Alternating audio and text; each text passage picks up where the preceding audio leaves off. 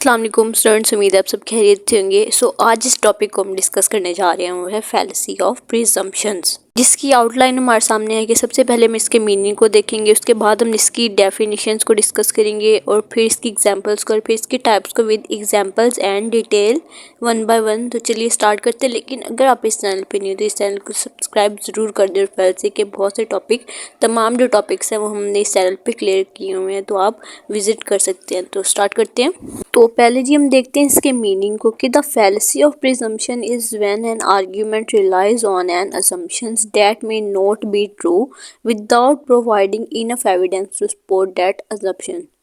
इसका मतलब है कि जो फैलेसी ऑफ प्रिजम्पशन है ना, ये एक ऐसा आर्ग्यूमेंट है जो कि एक किसी भी असम्पशन या ऐसी बात पे जो डिपेंड करता है जो कि हम प्रूव नहीं कर पाते कि वो सच है या झूठ है। यानी कि हमें उस बात को प्रूव करने के लिए इतना एविडेंस, इतनी सपोर्ट नहीं होती हमारे पास कि हम प्रूव कर सकें कि वो ये चीज़ सच है या गलत है। इतना स्ट्रॉन्ग हमारे पास एविडेंस नहीं होता है।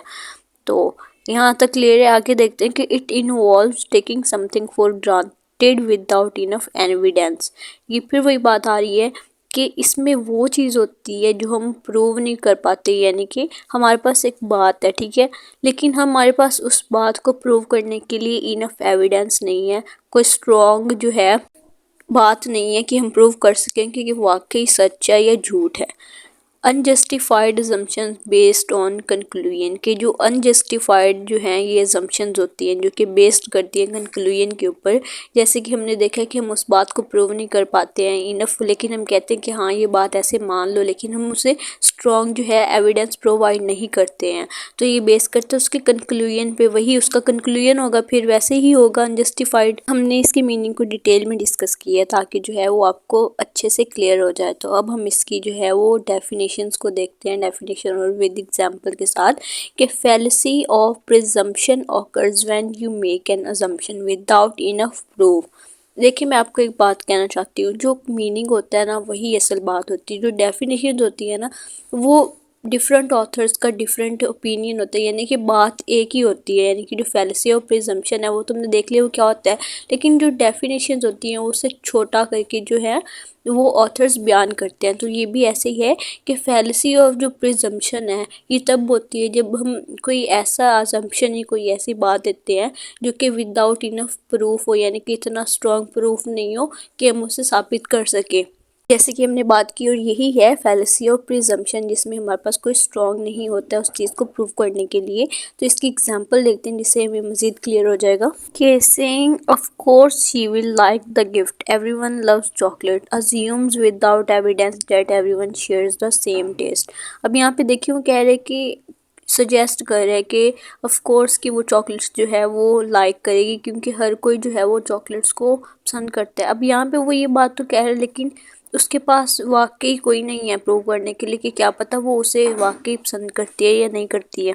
तो यहाँ पे आ गया ना कि वो प्रूव नहीं, एविडेंस इतना स्ट्रॉन्ग नहीं है। यानी कि वो एवरीवन को देख के जनरल से एक बात कर रहा है कि ऑफ कोर्स सब जो है वो चॉकलेट्स को लाइक करते हैं तो वो भी करेगी। वो अज्यूम कर रहे हैं ना, एविडेंस दे रहे हैं, लेकिन वो स्ट्रॉन्ग नहीं है। यहीं पे अगर वो कहते कि हाँ वो मैंने उसे सुना है कि वो चॉकलेट्स को पसंद करती है, ये एक स्ट्रॉन्ग एविडेंस होता है। लेकिन ये प्रिजम्पशन ऑफ फैलेसी के अंदर नहीं है। फैलेसी ऑफ प्रिजम्पशन सिर्फ वही है जिसके अंदर कोई ऐसा एविडेंस दिया जाए जो कि हम प्रूव ना कर सकें कि वाकई क्या पता इससे ऑपोजिट भी तो हो सकता है, क्या पता वैसे ना हो। एक जनरल से हम बात कर देते हैं या फिर कोई ऐसी बात कर देते हैं जिससे हम उसे प्रूव नहीं कर पाते, कोई स्ट्रॉन्ग एविडेंस नहीं दे पाते। डेफिनेशन के बाद हम इसकी टाइप्स को देखते हैं कि फैलेसी ऑफ जो प्रिजम्पशन है उसकी 3 टाइप्स हैं, जो कि है पहली एक्सीडेंट, दूसरी है कम्प्लेक्स क्वेश्चन और तीसरी है बैकिंग ऑफ क्वेश्चन। यानी हम डिटेल के साथ विद एग्जांपल्स जो है वो डिस्कस करते हैं वन बाय वन।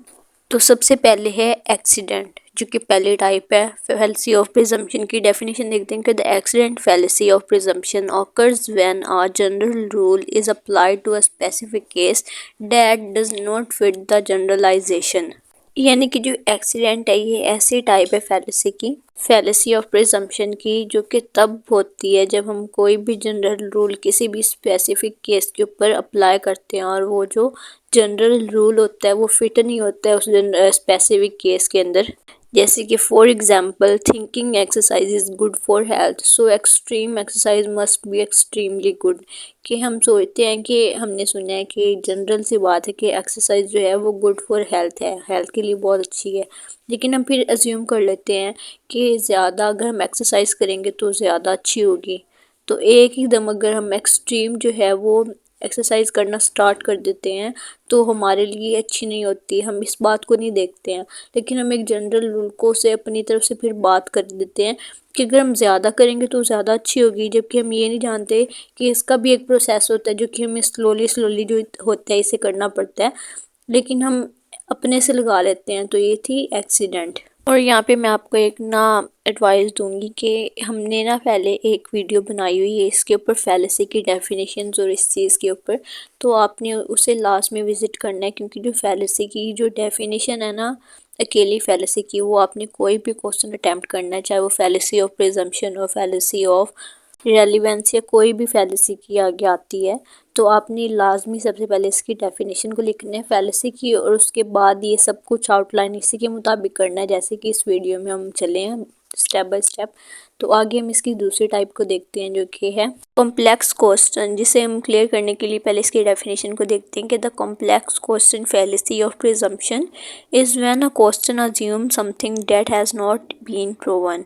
कि कॉम्प्लेक्स क्वेश्चन फैलेसी ऐसी टाइप है फैलेसी ऑफ प्रिजम्पशन की जो कि ऐसा क्वेश्चन होता है जिसमें हम अज्यूम कर लेते हैं जो कि प्रूव नहीं हुआ होता कि वो सच्चा या झूठ है। जैसे कि एग्जांपल है कि asking have you stopped cheating on tests, कि हमसे कोई पूछता है या टीचर किसी स्टूडेंट से पूछती है चलें कि क्या तुमने जो है वो चीटिंग करना बंद कर दी है। अब वो उसे एक तरह से इससे ये बात क्लियर हो रही है पहले कि वो पहले चीटिंग करता रहा है, और इससे ये भी हो रही है कि वो भी चीटिंग कर रहा था और वो उससे कह रही कि क्या तुमने चीटिंग तुम्हारी करना बंद हो गई है।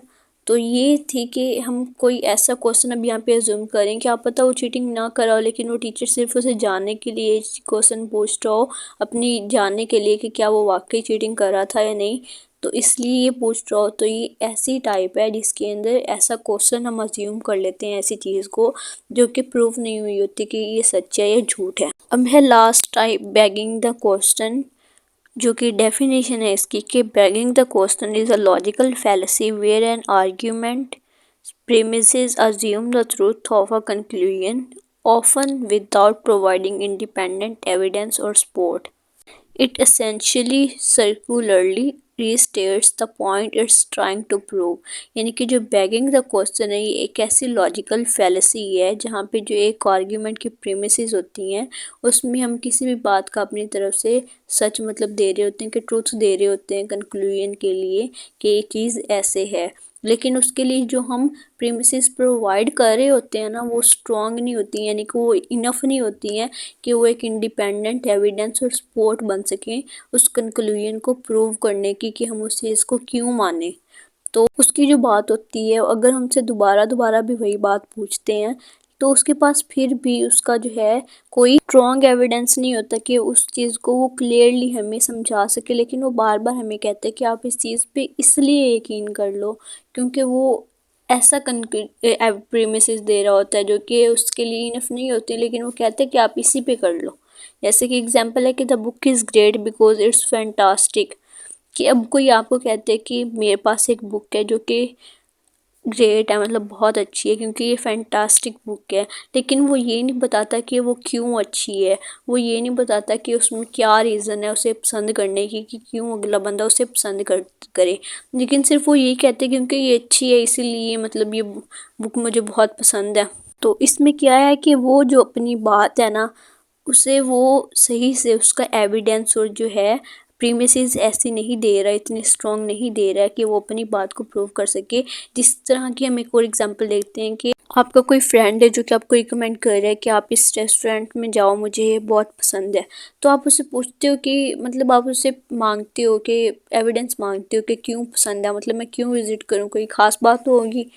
तो वो आगे से कहता है कि बस मुझे पसंद है, तुम इसीलिए विजिट करो। मतलब आपको ये नहीं कहता कि उसका खाना है, ऐसा कुछ भी नहीं कहता, बस यही कहता है कि हाँ मुझे वो पसंद है तो इसका मतलब तुम उसे विजिट करो, बस इतनी सी बात वो कहता है। और जो कि आपको माइंड में क्लियर नहीं करती कि वाकई क्या इसके पीछे क्या एविडेंस है, क्या बात है जो कि इस चीज़ पे मैं मानूँ, इसका कंक्लूजन समझूँ कि इस बात की वजह से वो ये चीज़ कह रहा है।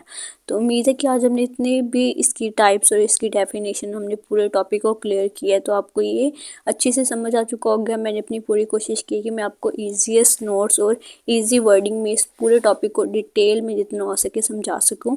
और उम्मीद है कि आपको ये वीडियो अच्छी लगी होगी। फैलेसी पे आप लाजमी और टॉपिक्स हैं इस चैनल पे, आप लाजमी विजिट करें। और कोई भी कन्फ्यूजन हो, कोई भी क्यूरी हो, आप लाजमी कमेंट बॉक्स में पूछें। और इसके अलावा अपना रिव्यू ज़रूर शेयर करें। फिर मिलते हैं, अल्लाह हाफ़िज़।